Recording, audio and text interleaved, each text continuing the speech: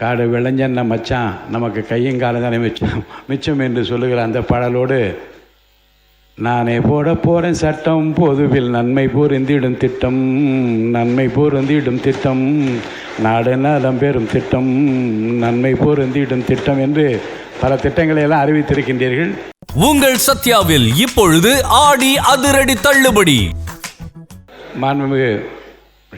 மாண்புமிகு வேளாண் துறை மற்றும் உழவர் நலத்துறை அமைச்சர் அவர்களும் முதல் முறை சட்டமன்ற உறுப்பினர் முதல்வர் அமைச்சர் மிக சிறப்பாக விரிவாக விளக்கமாக நீங்கள் பேசினீர்கள்.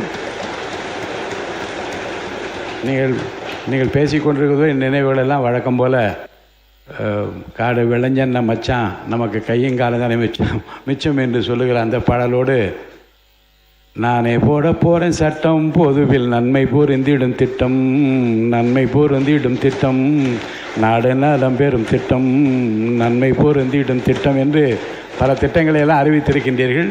எதிர்காலத்தில் அவை எல்லாம் தமிழக மக்களுக்கு நன்மை பயக்கும் வகையில் வேளாண்மை துறையிலும் உழவர்களுக்கு நன்மை பயக்கும் வகையில் உங்கள் துறையிலும் நடைபெறும் என்று நான் நம்புகிறேன். உங்களுக்கு என்னுடைய வாழ்த்துக்களை நான் தெரிவித்துக் கொள்கிறேன். பேரவை உறுப்பினர்களுக்கு ரெண்டு அறிவிப்பு முக்கியமான அறிவிப்பு. எல்லோருக்கும் வாய்ப்பளித்து வரேங்க இருங்க, நான் சொல்கிறத கேட்டு அப்புறம் உட்காருங்க. நான் சொல்கிறேன். இந்த அவையில் ஏற்கனவே நான் முந்தைய நாள் சொன்னபடி தான் அதிக நேரத்தை உறுப்பினர்கள் கிளாரிஃபிகேஷனுக்காக எடுத்துக்கொள்வதிலும் அல்லது குறுக்கீடுகள் மூலமாகவும் கால தாமதமாகிறது. இன்றைக்கி ரொம்ப 1 மணிக்கெல்லாம் முடியக்கூடிய நிலைமை ரொம்ப மகிழ்ச்சியாக இருக்கிறது. நம்முடைய குறிப்பிட்ட அந்த 1.5 மணிக்குள்ளாக முடிக்க வேண்டும் என்றால் 2 தான். ஒன்று, நிறைய உறுப்பினர்கள் இப்போ 55 விதியின் கீழ் கவன ஈர்ப்பு தீர்மானம் கொடுத்து விட்டீர்கள். பதில் வந்து கொண்டே இருக்கிறது. அதேபோல் வினாக்கள் நேரமும் தவிர்க்கப்பட்டு 20ஆம் தேதிக்கு பிறகு வினாக்கள் விடைகள் நேரத்தை வைத்துக் கொள்ளலாம் என்கிற அந்த முடிவோடு இருக்கிறோம். இந்த கவன ஈர்ப்பு தீர்மானத்திற்கு பதில் வராத நிலையில் அந்த அவசியம் கருதிதானே இந்த 55 விதியே இருக்கிறது. அப்போ அவசியமே இருக்கிற நேரத்தில் சொல்லாமல் எப்போது சொல்வது என்கின்ற அந்த கவலை உறுப்பினர்கள் இருக்கின்ற காரணத்தினாலே 55 விதியின் கீழ் இந்தந்த உறுப்பினர்கள் இந்த பிரச்சனைப்படுத்தி அதை பற்றி மென்ஷன் பண்ணுங்கள், பதிவு செய்யுங்கள் என்று சொன்னால் நீங்கள் கொடுப்ப 4 லைன் தான் கொடுக்க. அந்த 4 லைனை மட்டும் என்னுடைய தொகுதியில் இந்த பிரச்சனை பற்றி அவசியம் கருதி உங்கள் கவனத்துக்கு கொண்டு வர விரும்புகிறேன் என்று சொல்லிவிட்டு அமர்ந்தால் எத்தனை 55 விதியின் கீழ் கொடுத்தால் படிக்க முடியும்.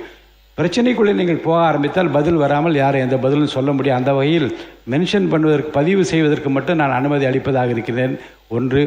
2வது, இந்த 7 நிமிடம் முதல் 10 நிமிடங்கள் தான் பேச தரப்படும் என்பது ரொம்ப உறுதியாக இருக்கு.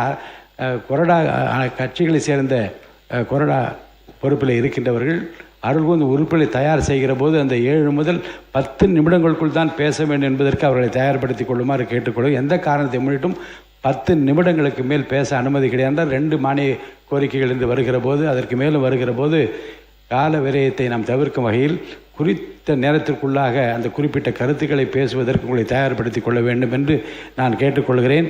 பேரவையின் இன்றைய நிகழ்ச்சிகள் இத்துடன் முடிவிட்டன.